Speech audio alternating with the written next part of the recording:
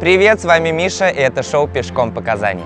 Старо-татарская слобода – настоящий музей под открытым небом. Именно сюда привозят всех туристов, чтобы познакомить их с историей Казани. Но сегодня мы отойдем от всех туристических маршрутов.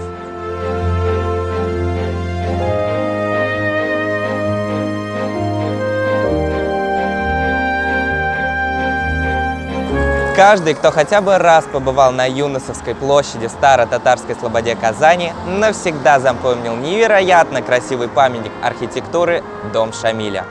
Средневековый замок в самом сердце древней Казани имеет очень интересную историю.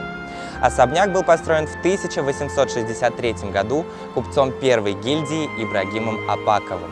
Его владелец отдал свою единственную 18-летнюю дочь Биби Марьян Бану за 45-летнего генерала Мухаммед Шафи Шамиля, а дом им был передан в качестве свадебного подарка. Сейчас в здании находится литературный музей Габдуллы Тукая. Здание для музея выбрано не случайно. Оно расположено на улице, связанной с деятельностью Тукая как публициста и журналиста. Сейчас оно носит имя поэта.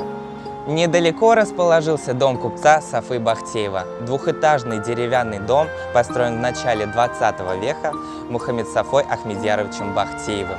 Он принадлежал к последнему поколению татарских предпринимателей, чья деятельность была прервана Октябрьской революцией 1917 года.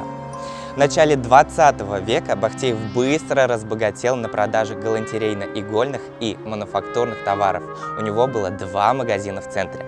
Прославился он как и благотворитель, построив несколько мечетей в деревнях Казанской губернии. В начале 2000-х годов историческое здание практически полностью разрушил пожар. Его воссоздали только в 2016 году. Сейчас здесь находится офисный центр. Повезло всем, кто здесь работает. Ну какова все-таки красота! Ну кака все-таки ва! Конфеты есть? Привет! Ой. Следующий интересный пункт – дом Юнусовых Апанаевых. Это усадьба 19 века, построенная на деньги богатого купца Губайдуллы Юнусова. Он несколько раз реконструировал здание, однако какого-то применения для него так и не смогли найти.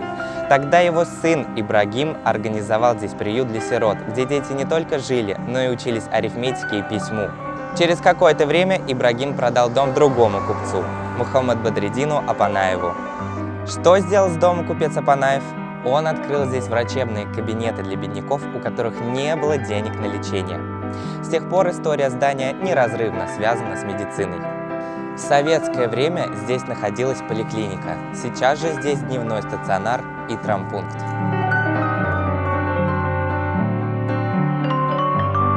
Дом Беркутова. Он был построен для врача 5-й полицейской части Казани Николая Беркутова. Он специализировался на лечении ревматизма и прославился в Казани тем, что не брал денег за прием с больных пациентов. Дом был спроектирован, как его городская усадьба. В одной части врач жил, во второй принимал больных. После революции большевики не тронули имущество Беркутова, дали понять, что помнят о лечении малоимущих. Дом был восстановлен волонтерами в прошлом году. Сейчас в доме Беркутова проживают его потомки. С вами был Миша. Пишите в комментариях, о каких еще местах нашего города вам хотелось бы узнать, и я обязательно расскажу о них в следующих выпусках. Всем пока! Ну что, бабай, снимаем дальше?